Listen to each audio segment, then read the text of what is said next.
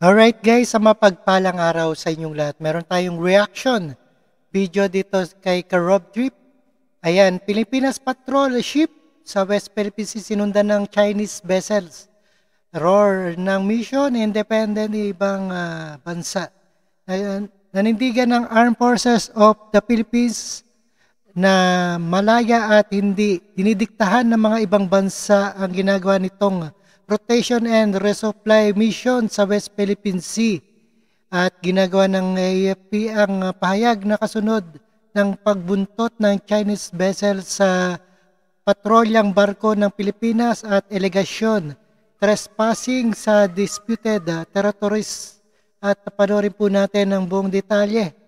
At kawawa naman ng Pilipinas, dinidiktahan lang.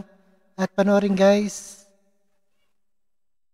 Siguro ang dapat na itigil yung kanilang mga illegal na ginagawa sa loob ng ating maritime zone. Hindi sila dapat nandyan at hindi sila dapat nang haharas ng ating mga mangingisda. So lahat ng kanilang mga ginagawa dapat nilang itigil. China at hindi ang Pilipinas ang dapat na tumigil sa ginagawang panggugulo sa West Philippine Sea.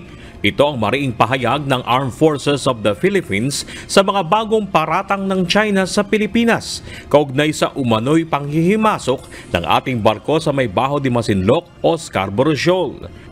Ayon sa AFP, kamakailan lamang ay nagsagawa ng sovereign patrol ang BRP Conrado Yap sa lugar kung saan binuntutan ito ng isa sa mga barko ng China. Hindi naman nagpang-abot ang dalawang barko at walang anumang untoward incident ang nangyari. Subalit matapos ang pangyayari ay naglabas ng pahayag ang China kung saan inakusahan ng Pilipinas ng panghihimasok sa kanilang teritoryo. Sa kabila ng paulit-ulit na harassment at panggugulo sa West Philippine Sea, kabilang na ang makailang beses na pangaharang sa rotation at resupply mission ng Pilipinas, nanindigan ng sandatahang lakas ng Pilipinas na obligasyon nila ang pagsasagawa ng RORE mission sa may West Philippine Sea. Ito ang tugon ng AFP nang matanong kung bukas sila sa ideya sa pagsama ng ibang mga bansa sa RORE mission. It is for our country to make sure that we fulfill our responsibility being bestowed with the sovereign rights and jurisdiction to ensure that we are able to harvest or to benefit from the resources therein. We have to make sure that environmental protection program are being implemented, and at the same time, we also have to ensure the safety of those who navigate in that particular area. This is our obligation. Muling ginit ng AFP na may independent policy ang Pilipinas kaya hindi tama na sabihing dinidiktahan lamang tayo ng ibang bansa kaugnay sa issue ng West Philippine Sea. Tayo po ay isang malayang bansa at mayroon tayong foreign policy na independente. So, malaking isang sa akin parang insulto yung sinasabi nila na dinidiktahan tayo ng ibang bansa sa ating ginagawa. Siguro nasasaktan lang sila dahil nalalaman ng maraming tao sa buong mundo kung ano ang mga kamalian na kanilang ginagawa.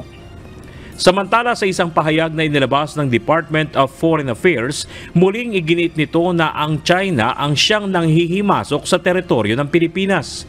Minsan pang nanindigan ng DFA na bahagi ng teritoryo ng Pilipinas ang Baho de Masinloc. Bigyan din rin ito na walang legal na basihan ang mga akusasyon ng China na nagpapalala lamang ng tensyon sa West Philippine Sea. Bernard Dadis, UNTV. Alright, napanood po natin. Ayan ang ating patrol ship sa West Philippine Sea sinundan ng Chinese vessel. At maraming salamat sa inyong lahat na panonood at pakikinig. And peace out.